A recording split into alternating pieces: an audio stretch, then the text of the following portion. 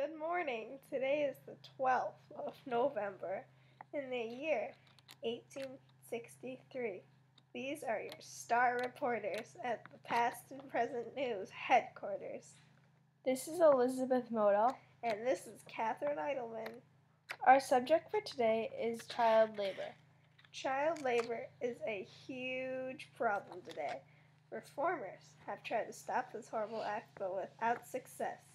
Young children are forced to work in mills and factories for 16 hours a day under atrocious conditions. These children are treated so badly that they are overworked and sometimes killed in the process of their work. According to Professor David Cody, child labor started because the children are fit to do many jobs that adults are not able to perform. Children also get paid less than adults do, and the majority of families can't support themselves unless the children work too. Most children start working at age 5, but in the textile industry, some start as young as 3 years old. The majority of these children die younger than age 25. Often, the work that children had to do was horrible. Children who worked in factories could lose limbs because they got stuck in machines. Children were often sent to fix the machines or remove things that got stuck in the machines. These were dangerous situations, and children were often severely injured. Pamela Horn says that many of the children forced to work died early, and if they lived past their first year of life, they were considered lucky. The children usually died during the first few months of their lives. Many died within their first few days. Conditions were treacherous. Many children also died because they couldn't get enough food. Some starved to death, while others developed diseases associated with hunger. With a lack of food, these children couldn't get a good balance of nutrition. They were desperate for food. According to Pamela Horn, some children were so hungry that they were found eating the fibers left on bones from chicken or ham. Thankfully, people began to realize how horrible the child labor situation was. In 1802, the children's work days were cut down to 12 hours, but it didn't end there. In 1831, people demanded that 12 hours was still too long, and the hours were cut again. They were cut down to 10 hours a day. Then, in 1833, legislation was passed, and children ages 9 to 11 could only work a maximum of 8 hours a day.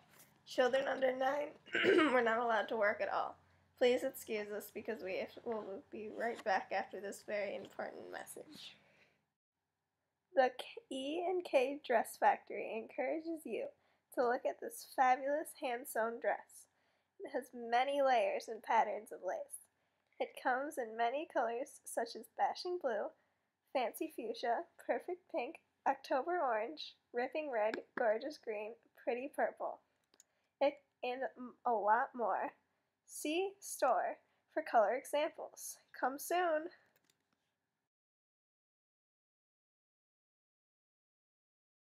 The I&M Piano Company has your new grand piano in stock. This piano is made from wood from a walnut tree, and it is hand-painted.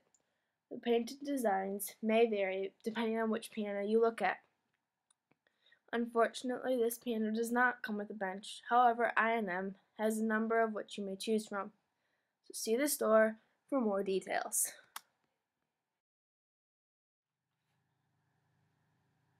Hello and welcome back. Today we are talking about child labor, its history, and how it should be stopped. Elizabeth will continue telling us about legislation. Yes, later there was a legislation that required children to attend school. Children that worked the land had to have a special certificate that said they'd been in attendance at school for a certain amount of days, and then they were permitted to work.